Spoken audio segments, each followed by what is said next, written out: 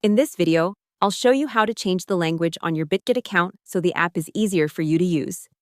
First, open the Bitget app or website and log in. On the main screen, tap your profile icon or Me in the corner. This will open your account or settings page, where you can adjust general preferences for your account. Next, look for an option like Language, App Language, or Region and Language. On mobile, it's usually in the main settings list. And on the website, it might be under General, Display, or sometimes at the very bottom of the page.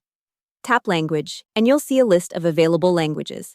Scroll until you find the one you prefer, then tap to select it.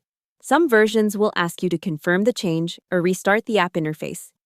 After you confirm, the Bitget app or website will refresh and all menus, buttons, and messages should now appear in the new language you selected. If something looks wrong, you can go back to the same menu and switch to another language anytime. Hope the tutorial was helpful. Subscribe to my channel and see you in the next video.